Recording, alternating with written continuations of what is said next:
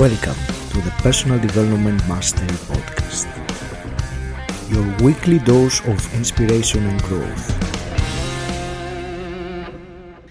Welcome to the Personal Development Mastery Podcast. Today I have the real pleasure to be speaking with an extraordinary person. He is a holistic life and business coach and international speaker based in Cyprus with 10 years of experience in coaching and mentoring. He has been trained by some of the top coaches internationally, such as Tony Robbins, Brendon Broussard, Grant Cardone, in topics such as social psychology, philosophy in business, and neuroscience. And he was nominated for International Mentor of the Year in 2019. Lampros Ioannou, welcome to the show. It's a real pleasure to have you here. Hi, thank you very much for inviting me, and I'm very grateful for your great comments, and thank you for having me. It's my pleasure, and I've been wanting to do this interview with you for a while, since I met you in person at the Tony Robbins event last year, where we were both crewing. Lampros, I want to start by asking you to give us a very brief overview of your journey and any key defining moments in your life in terms of personal development that have led you to what you're doing at the moment. Great question. Well, my journey started almost 15 years ago. I always liked to research and get new knowledge, get to know myself. But back then it was mostly a hobby. I also had studies in human resource management, so I did have some background on it. But I got into coaching almost by accident. I had some managerial jobs in Adidas and Sports Direct, and I was a manager in a shop, and I had to start training people and all of that. So that's how I got introduced to coaching and mentoring and personal development and all of this. But that was very surface stuff. It was basically just content that was provided and very surface. It was after I started feeling a little bit caged in my jobs. I was feeling like I was in a prison, you know. Mm-hmm. And I'm sure many of our viewers have the same feeling. And I started looking for solutions. And the initial idea was to open an HR office where it will help employees to claim their rights, to be treated better, and all of that. That was the general idea, because especially in Cyprus, I was seeing, it's not only Cyprus, but now it's changing. I was seeing a mistreatment by the employers, and the employers were kind of like seeing their employees like as not as human beings and as something like as an item, or like something, I'm paying you so you're obliged to do that, blah blah. Anyway, so I reached a point that the point you just asked on your question is like, I reached a point where I couldn't take it anymore. I was going to work. I was feeling like I was in a prison. I was frustrated, and there was no real reason, because I was good in my job. I was getting good money and all of that. So one day I had an argument with my CEO, and my CEO was blaming me for something that was not my responsibility. It was mainly his responsibility. That doesn't matter anyway. But that was my key moment where I took my first real decision in my life, and I told him I quit. No, I cannot take this anymore. And he freaked out, because he thought that it was him. It was his behavior. Obviously, he was a little bit angry and all of that, and he thought that it was his behavior. But I told him, has nothing to do with you. It's just like, this was just a trigger point. And that was the moment where I took my first real decision, as Tony says, where I said, no more. I rather be in the streets and have no food rather than work for someone who doesn't appreciate me and doesn't, I didn't really feel like I was growing and I was happy there. So that was the breaking moment, the breakthrough moment where I quit my job. I said, I'm never going to be an employee again. And basically, I went to a fair and I met my first coaching teacher, and I got introduced to life coaching. That was the key moment where I realized, well, as he was explaining what the coach is and what he was doing, that I was actually born for this, because a lot of the things he was saying, I never learned them. I was doing them by nature. I was doing them since I was 14 years old. So like listening, sitting down and just listening and encouraging people, and people opening up to me without really knowing me.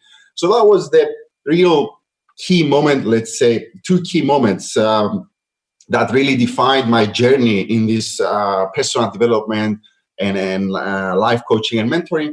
And the rest is ancient history. Like, I created my own business, and now I'm running my own business for the last 5 years successfully. And I'm very grateful that I'm able to guide so many people to more happiness and success. Mm-hmm. That's great. And actually that was what I wanted to ask you next, because you say that your passion and also your life's purpose is to guide fellow human beings to evolve and grow and have more happiness and success in their lives. So my question is, why do you do that? What do you get personally by that? And then I have one more question regarding this. The main reason was, it's a combination really, but the main reason was that when I found out about my abilities, that I was born for this, that I was doing it since I was a kid, and since I was so sure of myself, it's like a spark inside of you lights up, and you wake up every day and you don't need an alarm, and you're so happy you're waking up. Although back then, when I found out, I had nothing.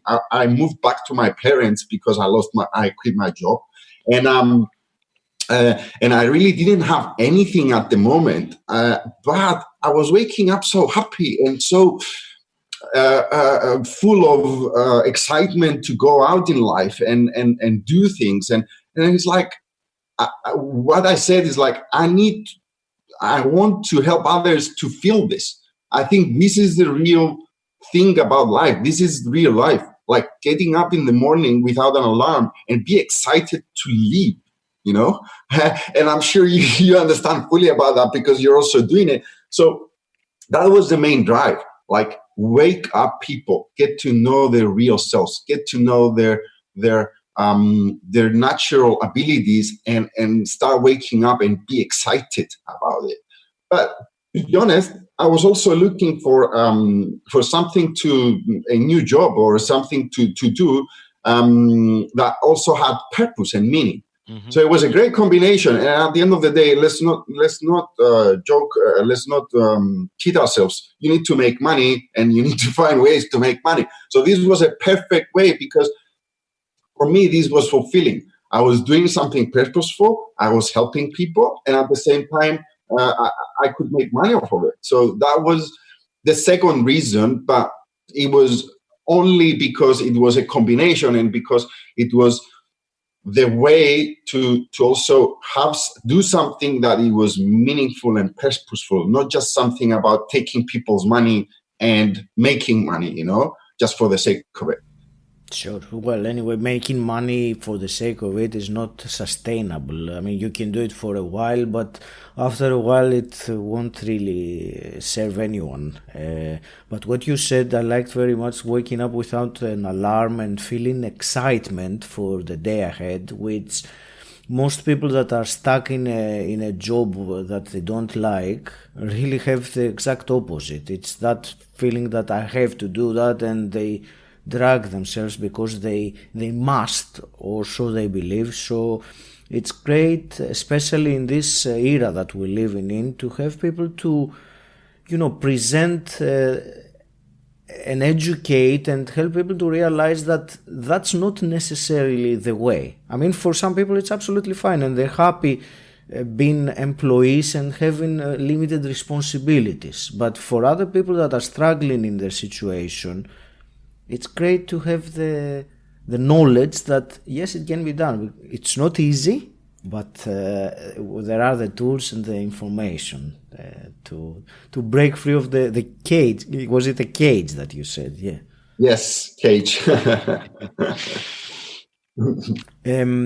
Let me ask you, there is one particular tool that you use in your coaching, and that is the NLP, Neuro-Linguistic Programming. So I want a quick word from you about what it is and how exactly has helped you personally and how it helps your clients as well as a tool. NLP is a great tool, and I feel like that if you want to be a successful coach, you need to have something like NLP in your toolbox, because it gives you so many options to actually help different kinds of people according to what they need. And NLP does that magnificently. I mean, it's a combination of the best knowledge from psychology, neuroscience, and linguistics, the way we talk. And it has so many tools, from the way you talk, from the way you can say some things to change the story, to help the person change their story in their head, or actually remove anything that is removed.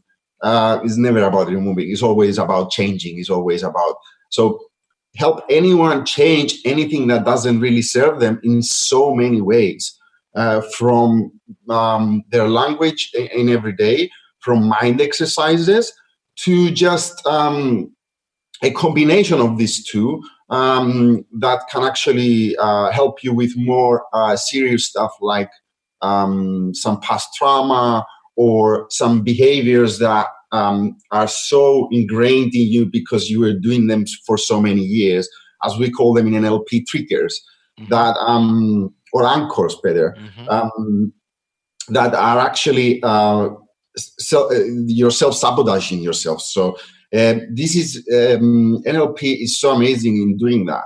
But it's a great question, because what I want to mention is that I use NLP a little bit differently than most. And I found out that this way is more effective, at least for my clients and the way I work. It's much more effective. Usually when you go to a coach who does NLP or is a master NLPer like myself, a lot of the times the first thing is, after a discussion, obviously, is to do a mind exercise, right? And the mind exercise is amazing. It can help you right away. But the catch in this, the trap in this, is that it's like it goes against everything we know in personal development, because it's like you need the coach or the healer to actually do it for you. And most don't really realize this, is that it goes against our main philosophy that we're self-sufficient human beings. We have everything we need, and all we need to do is just to improve and learn and learn new skills, right? So I was doing that, and from my experience through the years, what I started doing is I started showing them how to do the exercise themselves. So going home and doing that, and then the other thing I was teaching them is how to do it in their everyday life, consciously, without closing your eyes, without doing anything, just by sitting there and maybe working, or maybe you and your thoughts, how to actually shift and change the way you think instantly, consciously, though, not just closing your eyes and going into your subconscious and all of that. And I find that in most cases where there is nothing traumatic there or nothing really serious there, this works better. Because number one, it gives the person the power, let's say, back to them, and realizing, oh, actually, I can do it myself. I don't need anyone else. I don't need a coach. I don't need a healer. All of that. And the second thing is that when they do it and they see the results, they actually feel more empowered again, and they feel more self-confident, because it's like, wow, I didn't think it was that easy. I didn't even believe I could do it myself. So this way, I find it much more powerful. And nowadays, I rarely do mind exercises. just because I work mostly with coaches, with entrepreneurs, and we most of them are just people who really are up to a level and they just want to grow more. So there's no real trauma there, nothing really serious there that you really need to go deep into the subconscious. But if they so wish, so I also give them the tools to do it by themselves. Sure. And how has it helped you personally, as apart from your coaching? Well, that's how it all started. I mean, my transformation started when I started doing self hypnosis and from the Silva method. And then Silva method is basically a form of NLP. It's just an early form, and it was amazing. I managed to stop smoking from it. I managed to start being even more excited and have more energy. I minimized a lot the negative thoughts and all of that. So it really transformed me as a person to kind of change all of that negative habits that I have, or most people have, that the first thing that you're going to think is a negative thought. Or even if you have that, because you do all of these exercises every day. And what I also suggest when you start going into your journey is do it consistently, at least for 21 days. Even if you have these negative thoughts, because you do these exercises, it's kind of natural to switch to it's like you have a slap. It's like someone slaps you in the face and it's like, wow, it's like, what am I thinking now? You become more conscious. It's like, okay, does it really help me? No, let's change it. What do I want? So it's kind of starting to become more natural. So this is how it helped me. I started from a Silva method, and then I went into deeper stuff like NLP. I'm also a clinical hypnotherapist. It's just going. It helped me a lot in the beginning to do all of this self hypnosis and all of that, and it changed everything from the way you speak to the way you think. To the way you act. I mean, we all know that all of them are connected. So this is how it had an impact in me. Sure, thank you. I personally find it fascinating that how we can first of all become conscious of or aware of our thoughts, because many people are completely on automatic mode and they identify with the voice or the voices in their head. But the first step is getting aware, becoming aware that you can step back and actually listen to it, and then you can change it. Because if you just ride the train of thought wherever it takes you, it's usually, as you said, it's negative thoughts that will not take you where it serves you, and it will affect your actions and everything else. Oh yeah, for sure. And you mentioned something really important here. Awareness is like, awareness is the first step to everything. So and what we say, and what I love saying, is that awareness actually does half the job, because if you don't know it, how are you going to change it? That's one thing. Absolutely. The other thing is like, our mind is so powerful that just being aware of it changes everything. Even if someone doesn't want to change, but becomes aware of an issue in their lives, and they read a little bit about personal development, and they say, I'm not going to do anything about it. There's still some shift happening because of the awareness, and in the subconscious, the subconscious starts finding ways to help you actually shift it. It's much more slower. It might take years if you don't really want it. But shift happens just from the awareness, and the ancient Greeks said that as well. The awareness is the beginning of everything. It's η αρχή είναι το ήμιση του παντός. That's how it's. Yes. So the knowledge was always there. We just needed to kind of decode it and understand what they were saying. And now we're very fortunate that we can actually do that, because we have all of these great mentors and coaches and healers and all of that can actually explain these things in very simple language that everyone can understand. Absolutely. And since we're talking about awareness, I will kind of bring a little bit of conversation in a different aspect of it, because I know that you are a spiritual person. So I want to ask you first of all, what does spirituality mean to you as Lampros? Wow, you're getting into really interesting stuff here. Um, Spirituality is about freedom. Spirituality is about being authentic, being your true self. Spirituality, there is a saying that I agree so much with it. Religion tells you the truth. Spirituality lets you find your own truth. Mm-hmm. So if I had to sum it up, this is it. It's like there's nothing wrong or right. It's just about finding your own truth, finding your own self, understanding yourself better, and have the freedom, basically not have the freedom, allowing yourself to have the freedom to express this authenticity, express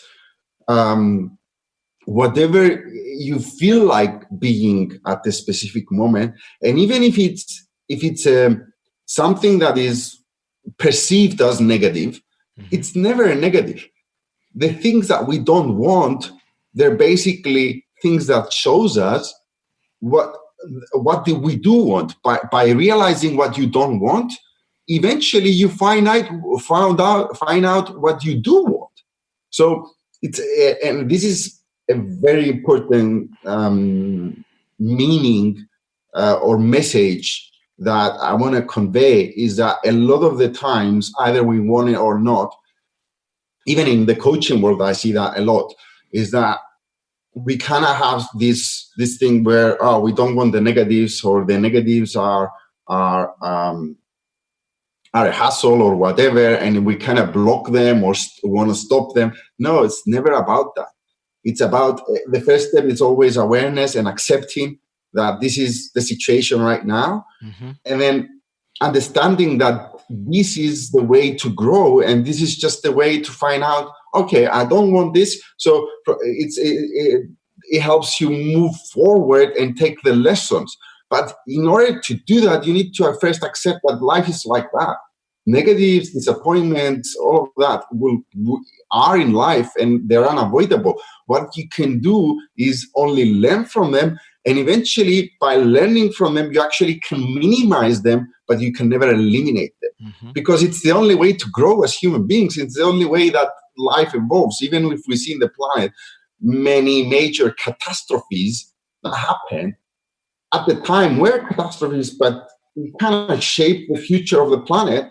And it's the same thing with us in our lives. It's kind of like, if you look back in your life, we all had some major incident which was a nightmare scenario, and we were struggling at the moment or suffering.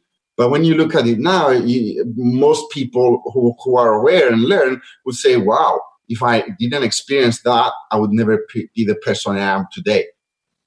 So summing it up is really having the freedom and being authentic and just expressing yourself, whether it's a negative or a positive.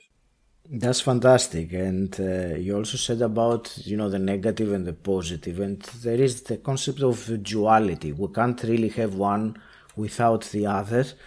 And that phrase of Shakespeare came to mind, that nothing is either good or bad, but thinking makes it so. But the question I asked you about spirituality was mainly because the stereotypes. For some people, if you mention the word spirit or spiritual, they have some stereotypes in their mind.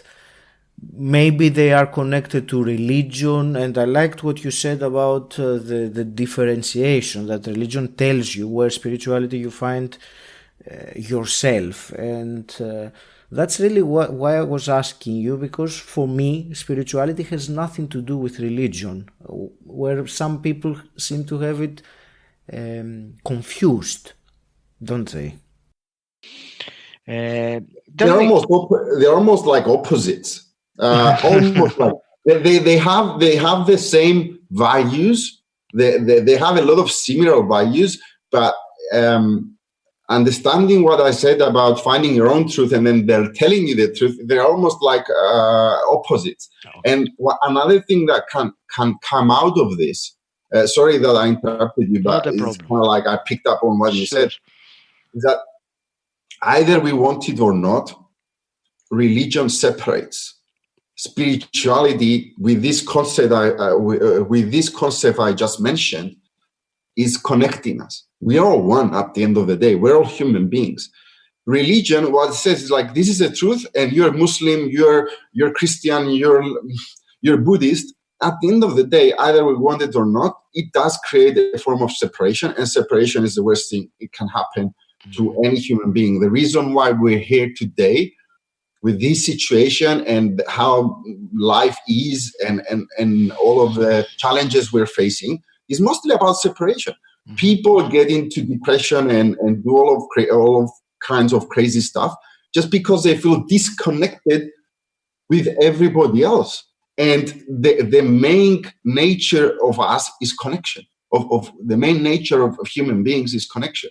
And if you create separation through religion, through football, through politics, through all of that, then you create an environment where basically you feel separated and you don't feel connected. If you don't feel connected, you're going to get depressed. You're going to feel negative all the time. So, yeah, I mean, this is it, really. And I'm sure that anyone that has been to any kind of a spiritual event, like a group meditation or something like that, feels the complete opposite of that division that you say. You feel the love, the peace in your heart. You want to hug everyone. So it's a beautiful feeling, not dividing people based on I don't know their beliefs or what religion they are. Lampros, what do you think the connection is between spirituality and personal development? Do you think there is a link to it? Basically, it's more, for me, it's the same thing. It's just like different levels of it. For me too, actually. It was a trick question. I wanted to see what you would tell. I believe it's exactly the same, differently expressed. Yes, it's the same thing. It's just different levels of awareness and consciousness and all of that. Obviously, a beginner who is someone who just started their journey and getting to know themselves, if you tell him this, then they might be a little bit skeptical and all of that. But the more you go deeper into personal development and getting to know yourself and getting to know all of these great teachings that are existing since 10,000 BC, before Christ, it's really the same thing. It's just going deeper and deeper into personal development and understanding at the end of the day that, I mean, we are all unique, we're all one, we're all connected, and God is within you. God, source energy, whatever you want to call it. God is a no word nowadays. Wherever he is, God is like no. It's like yeah. So yeah, I mean, pretty much for me is the same thing. Yeah. Sure. Yeah, what you said about God, I agree with you, because it brings again some stereotypes, some things that from the Bible or anyway. Let's. I will leave that out of our conversation today. I'm going to ask you, because you help people to practically train the body and the mind to connect with the soul. So can you explain what do you mean by that and how you do it? Great. So as human beings, we have three aspects: mind, body, soul. And all of these three are connected with spirit, source energy, God, whatever you want to say it. Now, most of the coaching that happens nowadays, I mean, the conventional coaching is mostly focused on emotions or the mind or a combination of that, but there's no real structure. There's no real let's say methodology behind it, and usually you kind of miss the point. I do feel that someone who does not understand and realize and work on all three levels, that it's kind of like one-dimensional if you stick to one or two of these aspects. And basically, you're gonna move forward. It still works, but you don't have the transformation, let's say, that can really skyrocket you and connect more with your soul, connect more with the spirit within you. So what I do is basically I have a certain way, methodology in my first couple of sessions to actually ask questions, so the person I'm coaching can realize these three aspects and then realize where they need to work more on. So the way this happens is, as soon as they realize these three aspects, as soon as they realize that, oh, actually, what I need right now is this or this or this, is either the mind, body, or the soul, or whatever. Then I guide them to actually make a decision that what is best for me. Usually,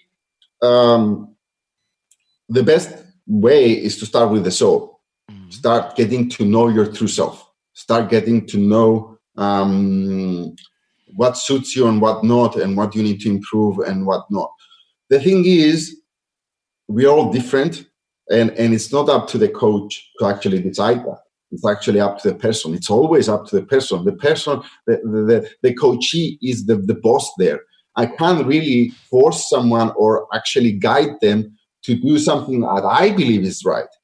If a person is struggling with their work or struggling with financially, you can't really go into the soul, since they can't really live properly. They can't really, in their everyday life, they can't really allow themselves to have the time or the focus to work on the soul aspects. So at the end of the day, I let them decide on themselves. And we always work with focus in one of the three.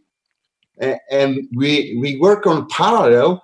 Let me say that parallel is a little bit not so much. So at the same time, we're working on the other parts as well, but with main focus on one. So 60-70% of the time, we're going to work on the mind, for example, and we're going to do a little bit about the body, a little bit about the soul, some basics, let's say, to set up the foundations. And then once you do enough work on one, you just switch to the other according to what the coaching wants. And usually it's always, I start focusing a little bit more irrelevantly of what they choose. If the body is not the main focus, I do run some tests with them. For example, the Braverman test is a great way to start with the body.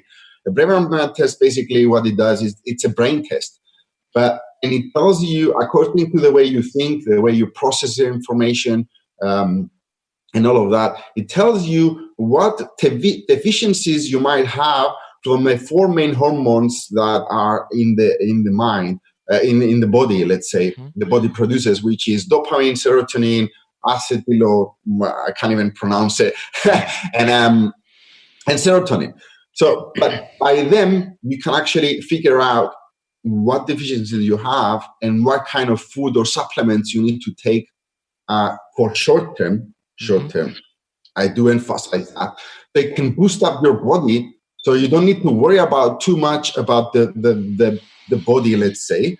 And then you can focus on the mind or your emotions or your soul. And then, as I said, you do a certain level of work and then you switch to the other. That's what I call holistic life coaching. And I strongly believe this is the future of coaching and mentoring. It's already happening it's a small shift already. Some people started realizing it. But I think the future of transformation, of coaching and mentoring will be this holistic way, because we all believe in this anyway. The people who are into this and for years, as soon as they hear about this, it's like, yeah, this is right. I mean, this is how it works, right?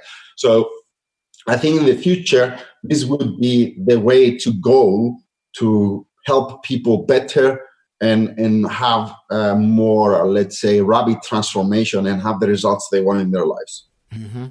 That's great. And yeah, holistic is something that is going to be used hopefully in all disciplines of medicine, not just coaching, even medicine. And it's something that I'm really looking forward to seeing more of.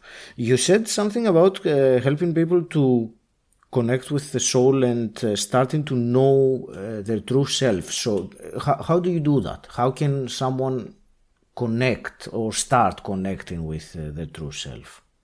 Great question again, Ayes. The first way is I have a self-discovery questionnaire. It's about 20 pages long. Wow.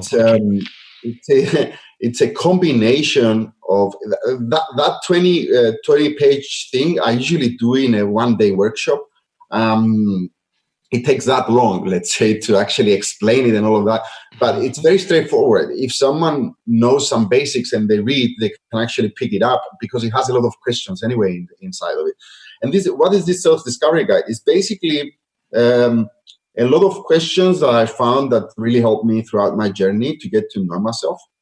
Then it's a combination of a questionnaire that is used in NASA and Silicon Valley to train leaders that I found, again, that is very, very effective. And obviously, I've just used the questions that are open to the public. I couldn't really use the whole thing. And then there are some questions in the end where you actually can commit and have an action plan and commit to yourself that you actually start applying this in your daily life. And there's something magical about writing and answering these questions and doing this questionnaire, because it helps you so much to get to know yourself, and also helps you so much to take decisions to actually start moving forward.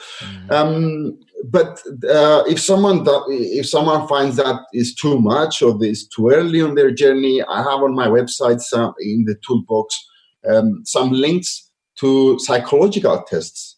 For example, the Brigg-Myers test is a great way for a beginner to start getting to know themselves, because it's based on Carl Jung's 16 types of different personalities, which can actually help you pinpoint a little bit more of what type of character you are, what's your strong points, what you need to be aware of, in which areas where basically you might not be so good at, and maybe using your other strengths to actually overcome some obstacles or be better in some situations. For example, if you're more intuitive, for example, it's more about trusting your intuition rather than practical stuff, analytic information that you're gonna have in front of you with the conscious mind. So yeah, I mean, there are different ways, and according to where you are in your journey, you start differently, let's say. For the people who are who are a lot deeper into this journey, besides the self-discovery, also use a specific website that actually does you a free numerology report. And the numerology is a little bit misunderstood, let's say. It's not so widely accepted, but once someone studies it and sees that it's based on mathematics is the language of the universe. The ancient Greek philosopher Pythagoras is really created this numerology. And once you read, if you are deep in your journey, you kind of easier to trust this. And once you do this, and you see the report, it's a 20-30 page report, and you read some things and you're like, seriously, it's like you read some things that you already know, and you're like, how can he know that from my name and my date of birth? It's like, and then you see things that you never told anybody, and it's still in that report, and it's like, it's kind of mind-blowing, and it makes you realize how important it is. It's like, but the good thing is that science today proves all of these things. It's like the day you're born, we know quantum physics nowadays says that the day you're born, according to where each planet is, the energy that sends to the Earth is kind of affecting your character and your soul. So it's like, but that report also tells you some things that you might not be aware of. But as soon as you read them, you live with an open mouth, and basically you say, "Wow, actually, this is true." It's just that I never realized it, and it's just the moment you read it, you know it's true, although you've never been aware of it. So, according to your journey, there were many different ways I use to help them discover themselves more. And basically, the more you discover your true self, the more you connect with your soul. This is what it is really, to connect with your soul, to connect with your true self. Get to know yourself, who you truly are, what really expresses you, and that's like connecting more with your soul.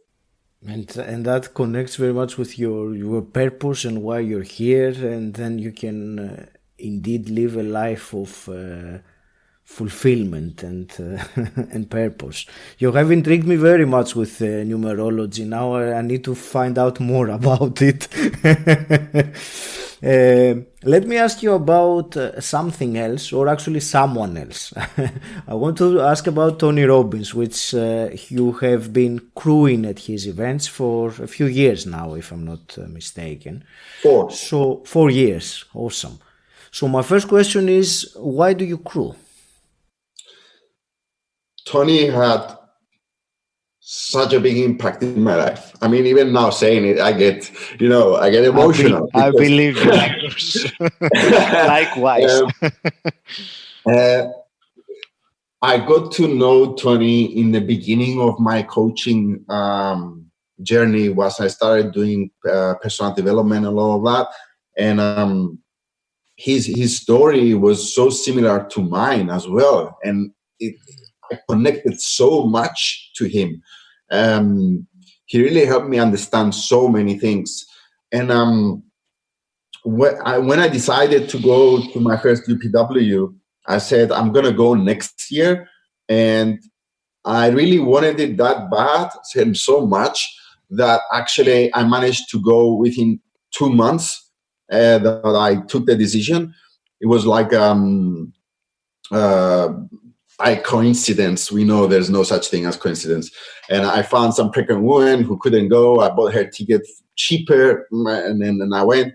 And UPW had so much impact in my life.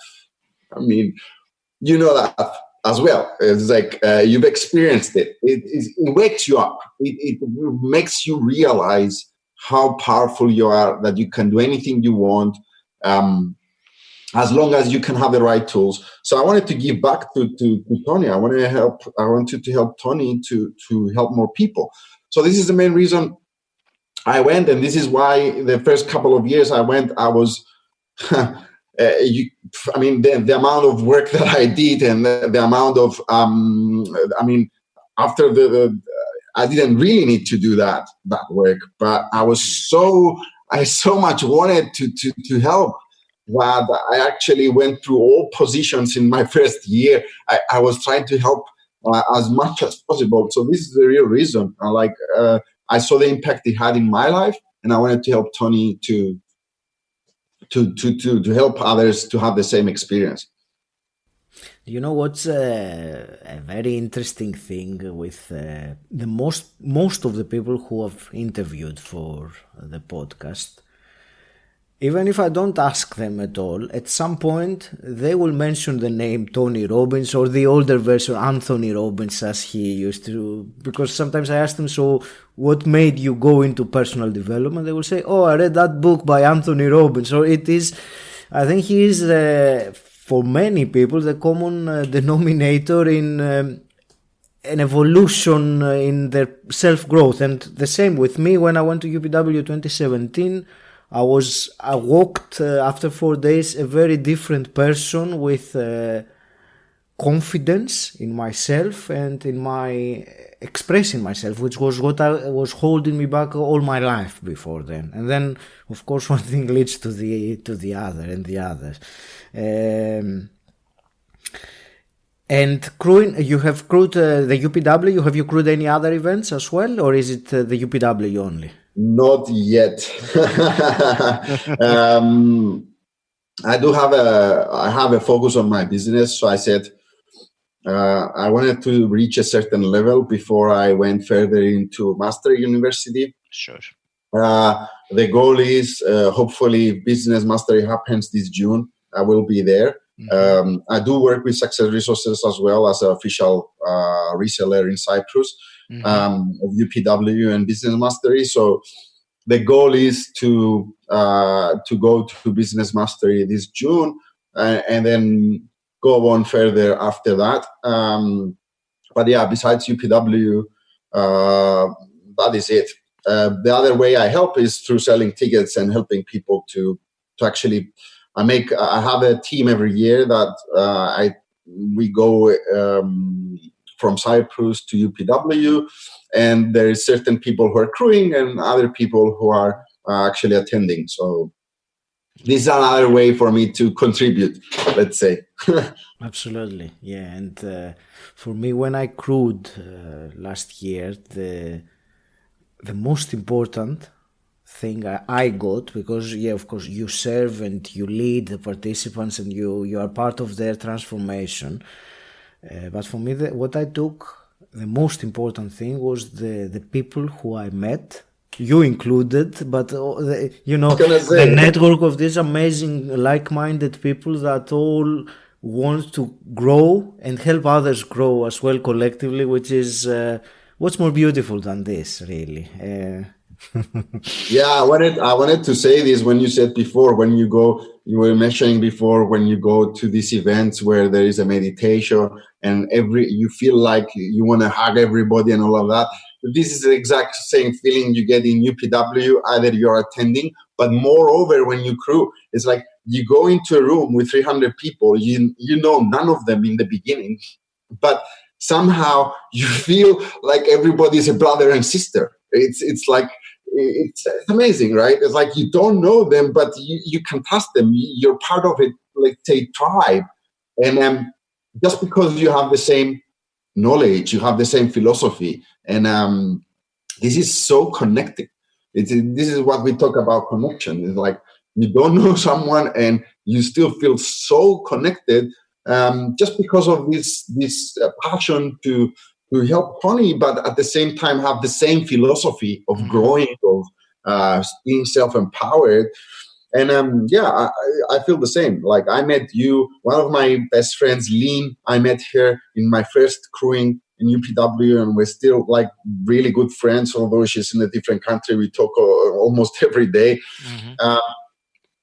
It's amazing of like how this event or this crewing can kind of help you in so many different ways in your life. Indeed. And actually I was very saddened yesterday because when we're recording this, it's March 2020 with the coronavirus outbreak and whatever is happening. So yesterday I just found out that the UPW in Birmingham, which was planned for May, has been postponed among what's going on, which I want to look at it as a temporary setback. But Lampros, even though it has not much to do with personal development, but because it is the topic of, everywhere you tune in, it's happening, whether we like it or not, or whether we believe that it is so important or if it is exaggerated. I wanted to get a brief view from you about what's going on with the coronavirus panic. Not the virus itself, but the panic that is coming from the media. So share your thoughts with me. What is happening now in the world is a massive wake-up call of what our daily lives are, what is happening in our daily life. This panic that is created is actually worse than the virus itself.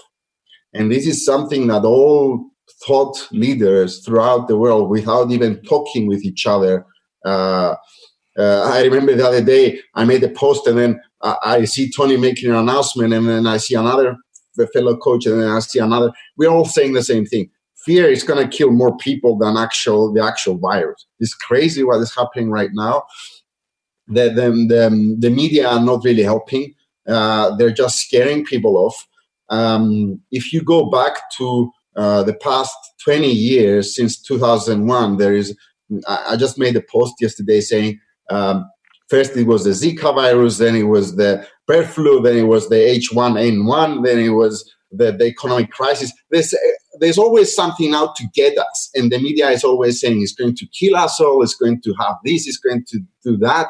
And looking back in the past 20 years, nothing really happened from what the media were saying, because the media over-exaggerates to get views, to get clicks, to make money. And at the end of the day, what the truth is that either it's not so bad as they convey it, as they say it, either nothing really happens as fast as this thing comes, as fast as it goes, or basically the consequences are not as much as they say it is. So the main message here is that fear is much more dangerous and fear and panic is much more dangerous than the virus itself. Fear, especially constant fear, what it does to our immune system is make it, it doesn't work properly, basically. And it's really ironic that in a situation where we're facing a virus where there is no cure yet, and our only defense is our immune system, that the world governments and the media are spreading this fear, which is actually making our immune system to not work properly. So our only defense is really bombarded by this fear, and they don't realize that this fear is actually more dangerous than the virus itself. And there is just to sum this up, in my post yesterday, I posted a small text from a book called Panugla. Can you translate that? The plague. The plague, yeah, exactly. Yes. And this book, there is this part of this book where the doctor and is talking with the plague. The plague is represented as a person, and the doctor tells the plague, "You promised you're gonna only take 1,000 people from this village. Why did you take 5,000?" And the plague says, "Excuse me, I only took 1,000. The other 4,000 died from fear and anxiety." And this is the truth. This is the real truth. I mean, the truth is that we need to stay calm. People say stay at home. The most important message is stay calm, because this is our only defense. This is the only way our immune system is going to work properly to actually protect us from this virus. And at the end of the day, people who are under the age of 60 have 0.2%, 0.2% possibility to die. There's only the 3% that are dead are people that are 60 years old and up, and people who have serious health problems. So really, all of this fear that is conveyed, it's not really. People send me a message and ask me, what if I have the virus? If you have the virus, just stay at home 14 days. It's like a flu, and you're gonna get well. That's it. You just need to stay calm. So this is a real situation, and I'm just gonna finish it with something that Tony says. He did make an announcement a couple of days to say that his events are gonna go on. unless the government prohibits it. And what he said was that from the normal influenza flu, the flu that we have every year, 500,000 people die every year and 40 million get infected. These numbers are not anywhere near what we're facing right now. The numbers that the media are portraying now, they're like this little compared to what the normal flu is doing to most of the world. So really, we just need to stay calm, and this is going to pass faster than we actually think. Lampros, I agree with what you say, and the media does what it always does very well, and that is to instill fear into people, to manipulate people. And unfortunately, even though there is so much wealth of information nowadays with the internet, and you don't have to rely on the news to learn what's going on, but unfortunately still there are many people that keep on being tuned in front of the TV with that sensationalism of the news, with the constant fear, because that keeps people my concern is the economic effects that this will have, rather than the public health effects, which will probably be milder than what they think. But in any case, it's a very interesting time that we live in, and they'll just need to see what happens. But what you said about staying calm, keeping a positive outlook, and the normal things of staying hydrating, getting a good diet, alkaline diet, all these things are very important to fortify ourselves and carry on. Yeah, for sure. And since you just mentioned the myth, the most important thing is our psychology. As Tony says, everything is 80% psychology, 20% mechanics. Yes, at the end of the day, yes, you need to take care of your body. You need to keep hydrated. You need to take care of your diet. But the most important thing is what you feel every day and what you think every day. And that's why it's so important to stand guard at the door of your mind, and be aware of what you read and who you talk to, and all of that, because this is the most important thing. At the end of the day, the other things do play a role, but there is a much smaller role than we actually think. Fantastic. Thank you. Lampros, let me ask you some quick-fire questions as well, okay? What does personal development mean to you? Is this a quick-fire question? I could talk for a day. Okay, I'm not the best in this short thing, but what I'm gonna try to sum it up in one or two sentences. Personal development is about self-knowledge. Personal development is about getting to know yourself and understanding how to grow and how to be more happy and more successful. Period. That's it. I mean, nothing else. And I just want to share a quote that I read recently from Deepak Chopra. It's amazing. It's like he was saying, if my kid was good at tennis and not good at maths, I would most probably hire a tennis coach, not the math coach. As simple as that. So it's not about improving your weakness unless it's a major problem. It's about improving your strengths and what comes natural to you. 100%, yes. We need to work on our strengths and be exceptional at that, rather than on the weaknesses, which will only make us feel bad about ourselves if we keep on working on something that we're not inherently good at. Lampros, if you could go back in time and meet your 20-year-old self, what's the one piece of advice you would give him to potentially change his life?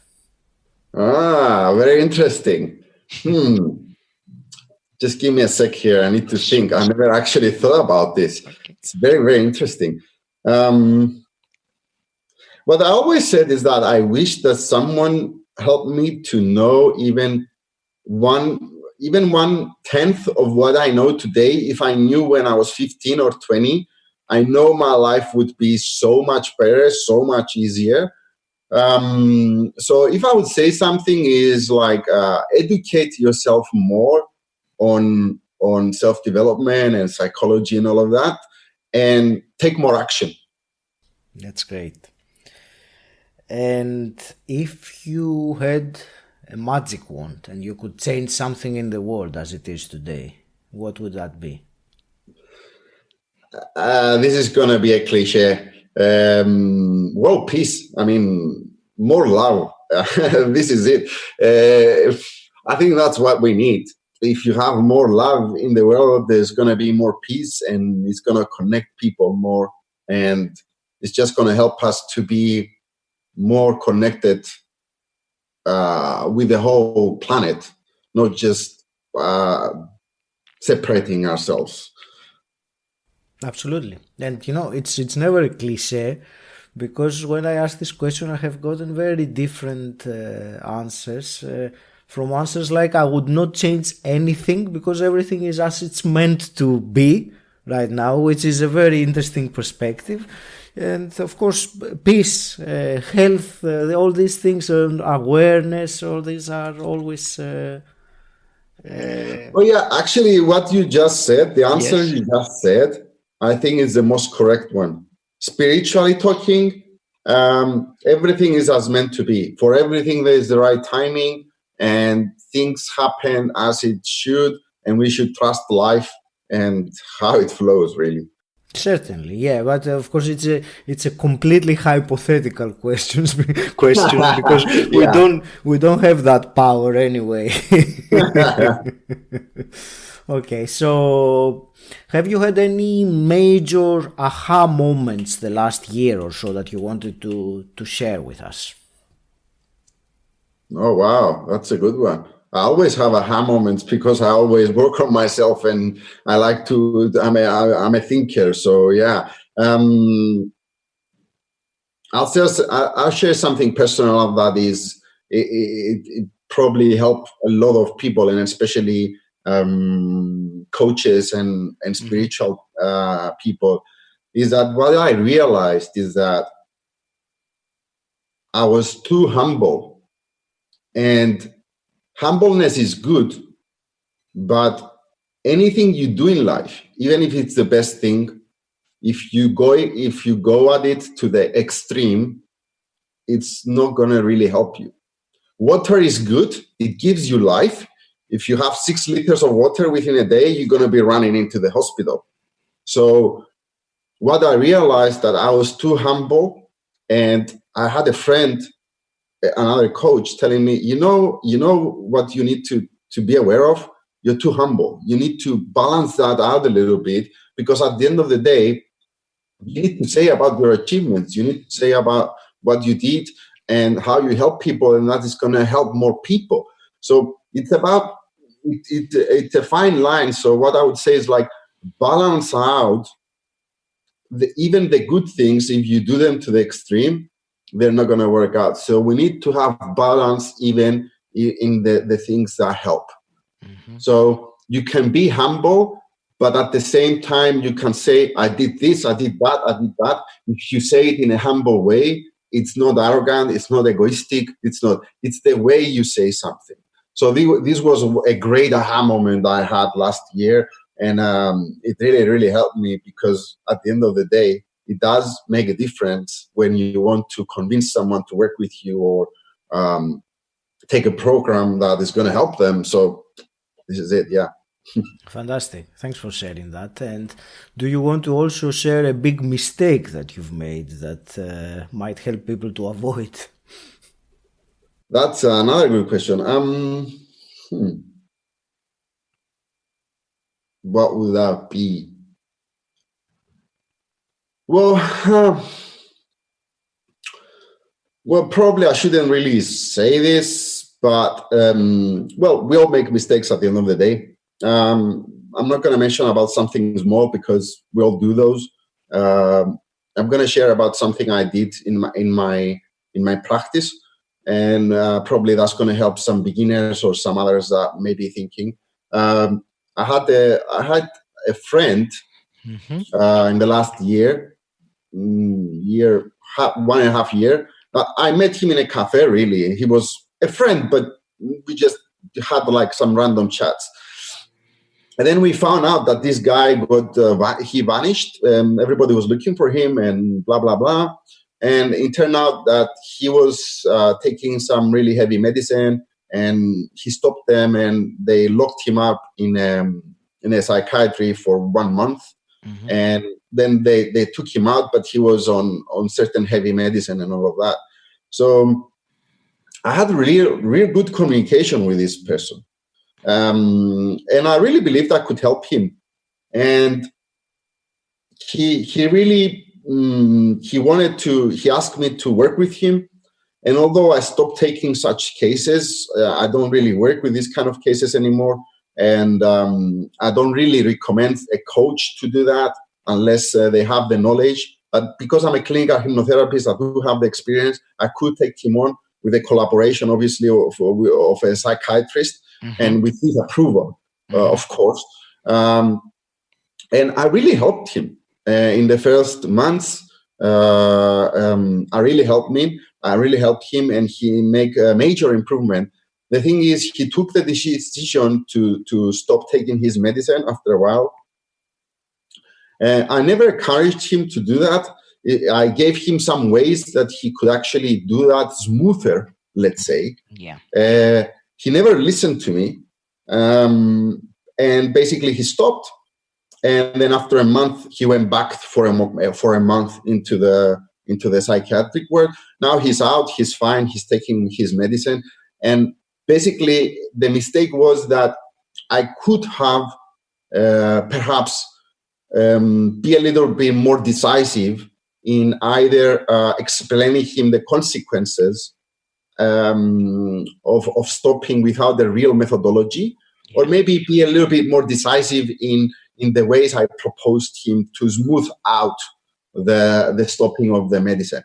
And at the end of the day, I'm really against medicine, but the big realization here is that in certain rare cases, if there's no other solution and the person can live properly up to a good level, then it's fine to take this medication as long as it doesn't create any problems. Comparing to what he was without taking the medication with what he's now, he's much better. So this is something I would like to share. It's basically mostly about practitioners and coaches and healers.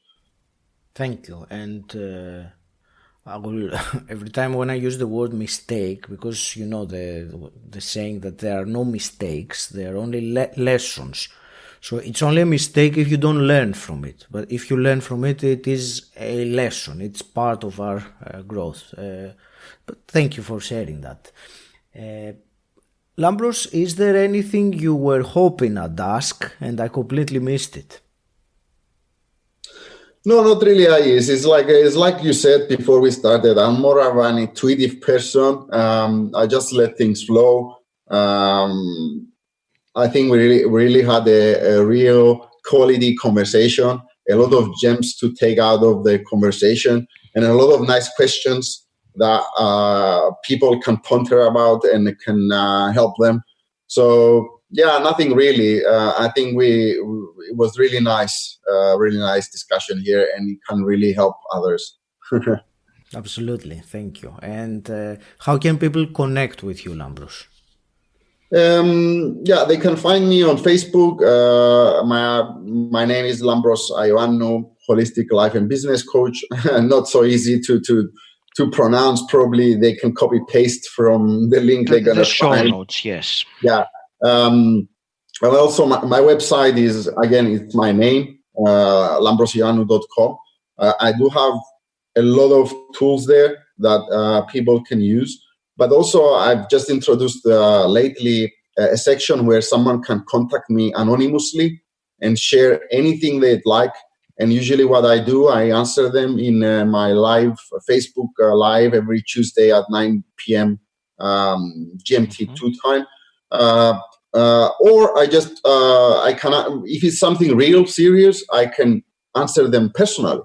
So this is something I had in mind to do for a long time, and I introduced it recently with this situation with the coronavirus. I think it's a perfect timing now to introduce it and find a way to help people without really needing to pay. Absolutely, that's fantastic. Lampros, I want to thank you very much for your time, for your wisdom that you shared, and all the value that you shared with myself and the people who listen to the podcast. I want to wish you all the best in your journey. Keep empowering people and helping them to grow and connect with their soul and their true self. Any parting words? I would thank you for inviting me. It was a great opportunity to catch up with you a little bit, even in this way, and also share some information and some tools that can actually help people. I'm really grateful that I'm able to do that, and grateful that you have invited me as well. What I can't say many things, but since we are facing this situation right now, which is a little bit unique, weird, let's say, whatever you want to call it. In Greek, we have the word protognoro, which is like it's like so unknown and all of that. Keep calm. This is the best protection you can have. Stay optimistic. Things are gonna change as they always did change. If you look at the past 20 years with all of the things that people on the media were saying they're going to kill us and blah, blah, blah, we're still here, we're still standing, we're still moving forward, and things are going to be better. And use this time that you have at home to get to know yourself better, or find ways to spend quality time with your loved ones and yourself, most importantly. Mm-hmm. That's great. Thank you very much, Lampros. Thank you. I wish you all the best.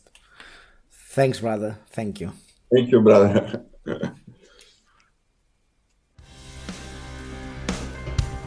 Thank you very much for listening.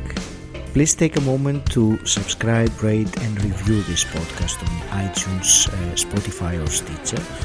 And until next time, stand out, don't fit in.